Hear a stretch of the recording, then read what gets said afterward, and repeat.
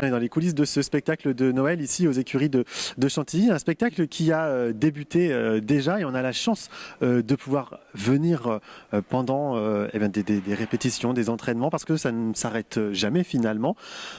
Elle raconte quoi cette belle histoire? Cette année on est habitué à avoir de très belles histoires. Cette année ça raconte quoi? Alors, c'est l'histoire de Alana et la cité d'Opale, c'est le titre. C'est un conte que je souhaite initiatique et qui nous entraîne dans le village de Crivaudo, dans des contrées lointaines, où un père qui a perdu sa femme en couche doit élever sa fille Alana, mais ne le souhaite pas, parce qu'il rêvait d'un fils qui perpétue les traditions de chasse et de guerre. Et du coup, il confie cette jeune fille à une nourrice. Voilà. Quand elle aura l'âge de se marier, elle doit revenir, épouser et puis faire son métier de femme au foyer. Et Alana, ça ne lui plaît pas, parce qu'elle a été élevée par une nourrice qui lui a aussi appris la liberté de choisir, hein, qui lui a un peu influé ça. Et elle va s'échapper de cette condition pour se rendre à la cité d'Opale. La cité d'Opale, c'est une cité extraordinaire, gérée par des Amazones.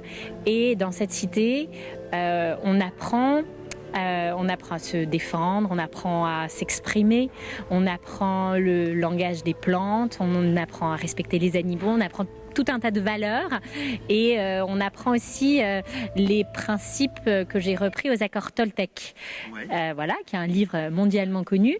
Et donc des principes de vie, de mieux-être, donc faire attention à la parole prononcée, savoir qu'une parole mal prononcée, ça peut être une arme, se créer un bouclier pour justement supporter la parole des autres. Enfin voilà, tout ça, ce sont plein de principes, des jolies idées, avec l'idée que les enfants retirent un peu quelque chose, au-delà de la féerie du spectacle.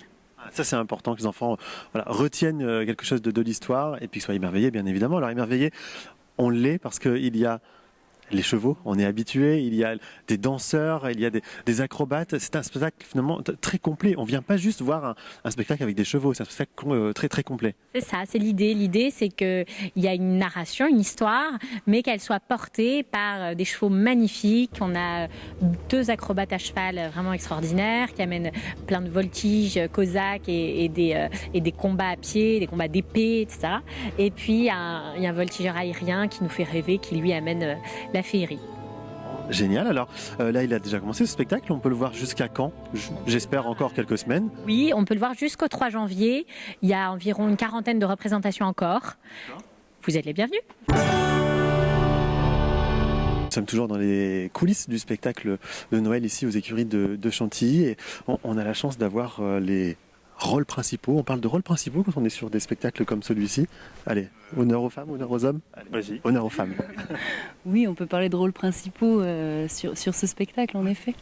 Alors, Alana, c'est ça, dans le spectacle. Oui. Le père, Thanatos, dans le spectacle. On va pas trop en dire, hein, parce qu'il faut donner aux gens l'envie de venir. Mais alors vous, c'est votre première participation au spectacle de Noël ici aux Grandes Écuries. Vous aviez hâte, j'imagine, de reprendre le spectacle. Oui, ça fait déjà 1 an qu'en fait on l'a préparé. Il y a eu le Covid qui a fermé donc toutes les portes de spectacle. Et donc là, on est content de pouvoir revenir et le présenter. Par contre, du coup, les conditions de répétition étaient un petit peu plus rudes. Donc là, on se remet en jambes. On n'a pas beaucoup de temps, quoi. Alors, autant vous que les animaux, j'imagine, c'est pareil. Eux, il faut les réhabituer. Ça prend du temps. C'est ça, oui, on est arrivé ce matin avec eux. C'est vrai qu'on leur demande d'un coup d'être performants dans un lieu clos, dans un lieu grandiose, mais qui n'est pas du tout naturel. Donc, c'est des chevaux qui sont habitués, bien sûr, hein, qu'on prépare en amont, mais eux aussi ont besoin d'un moment d'adaptation pour faire ce spectacle. Donc, c'est 1 journée et demie de répétition, vont pas être de trop, on va dire. Comment on fait justement pour les préparer? Parce que bon, là, la salle est vide. Dans quelques jours, elle va être pleine.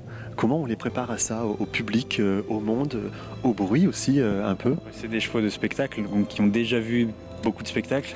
Donc après, ils ont l'habitude de voir du public. Après, c'est sûr que les configurations de chaque spectacle sont différentes. Donc on peut avoir des surprises. Il suffit qu'il y ait un objet qui leur paraisse un peu bizarre, qu'ils n'aient pas vu avant sur d'autres spectacles. Et alors, il faut les entraîner, leur montrer plusieurs fois. Mais c'est sûr que ça reste des animaux, il y a une part aléatoire. Alors, on va quand même dévoiler quelques petites choses. Il y a Il y a du combat, il y a de la voltige. Voilà, c'est un spectacle très complet. C'est facile de mêler tout ça dans un seul et même spectacle, de réussir à se faire succéder toutes ces scènes et tous ces différents numéros, entre guillemets. C'est sûr que physiquement, c'est quand même assez éprouvant. C'est surtout pour nous encore la voltige, le combat, c'est quelque chose dont on a l'habitude. On est cascadeur de métier. C'est vrai que par contre, on est moins des gens de théâtre, on est moins comédien, même si on l'est, mais on a beaucoup moins de textes habituellement. Donc là, c'est vraiment aussi une performance pour nous cette année de jouer ces deux rôles et de devoir interpréter avec autant de textes les choses. Mais c'est un vrai challenge et c'est très intéressant de justement pouvoir allier la performance et derrière de se remettre dans la tête et puis dans le corps. Ça, puis il faut tenir sur la durée également, parce qu'il y a un bon mois à tenir. Ça veut dire quoi? Ça veut dire une rigueur tous les jours de travail, en plus même du spectacle? Oui, forcément. Oui. Déjà, le rythme des spectacles fait que dans tous les cas, ça nous fait un certain entraînement. Mais en amont, il faut être préparé, quoi. On n'y va pas. Voilà.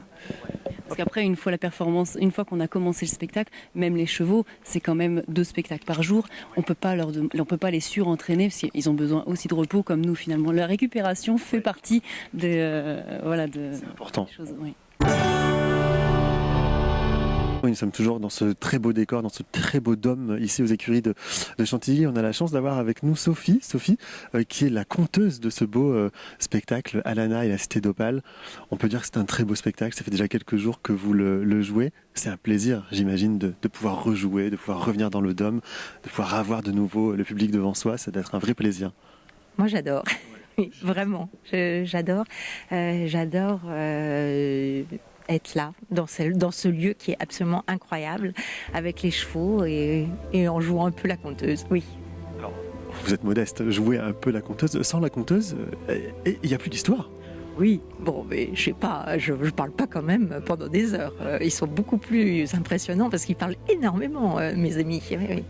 Oui, c'est vrai. Alors ça mêle, on le dit pour nos amis qui nous regardent, qui connaissent peut-être pas le spectacle, ça mêle le conte puisque vous contez et il y a également du dialogue, il y a une part de comédie au-delà du spectacle avec les chevaux et plein d'autres choses. On va pas tout dire, mais les deux ont leur importance finalement. C'est un travail tous ensemble. Oui, c'est vraiment le travail, la patte de faire du théâtre équestre. Enfin, essayer de faire du théâtre équestre parce qu'au départ, on faisait que des numéros il y a 30 ans et on s'était rendu compte que les enfants ne captaient rien, ils se fichaient qu'on fasse des prouesses sur nos chevaux ou pas.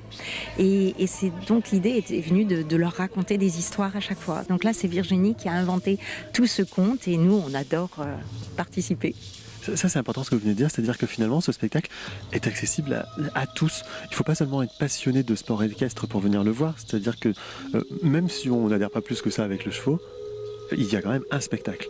Oui, il y a vraiment, parce que c'est très magique ici, vous avez ce lieu qui est quand même éblouissant, époustouflant, merveilleux.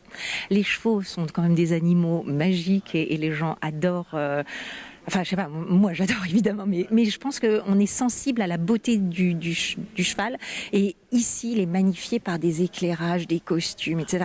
Mais ça ne suffit pas. Il faut aussi raconter une histoire et emmener les gens. Donc là, s'ils ne sont pas cavaliers, ils sont pris par l'histoire ou en tous les cas par les enfants. Voyant les regards des enfants, ils vont craquer. Voilà. Non mais c'est vraiment très magique. Et alors, il y a ce travail avec les chevaux. On n'est pas à l'abri que le cheval n'ait pas envie de travailler, par exemple, ou il n'ait pas envie de faire le spectacle. Comment on fait quand c'est comme ça? Comment on gère? Non, en fait, ça va pas se passer comme ça parce qu'on prépare toute l'année nos chevaux quand même. Ouais. Et on va pas mettre n'importe lesquels. Justement, alors en répétition, on essaye, on voit, on fait des tests. Et puis si le cheval n'apprécie pas un exercice, on va pas le faire. Mais en tous les cas, on va essayer. Et puis ensuite, on a une vraie relation avec l'animal. Mais ça, c'est nos partenaires. Donc le but, c'est que ça se passe bien, c'est qu'on soit content. Mais vous savez, il faut transmettre, c'est nos miroirs. Donc on transmet notre joie et le cheval il est ultra content, ultra fier. C'est-à-dire qu'il va ressentir vos émotions finalement, le cheval? Complètement, les chevaux sont vraiment très très médiums, ils ressentent tout et ils savent si ça va ou pas. Et en tout cas, ça va. En tout cas, nous, avec Jérôme, on a vu ce spectacle en avant-première et c'est vraiment un spectacle à voir. C'est jusqu'à fin décembre, hein, c'est ça, si je ne me trompe pas. Jusqu'au 2 janvier. Jusqu'au 2 janvier même, voilà. Donc, si vous êtes dans le coin, venez. Si vous n'êtes pas dans le coin, eh bien, venez quand même le voir aux écuries de Chantilly. C'est un très, très beau spectacle.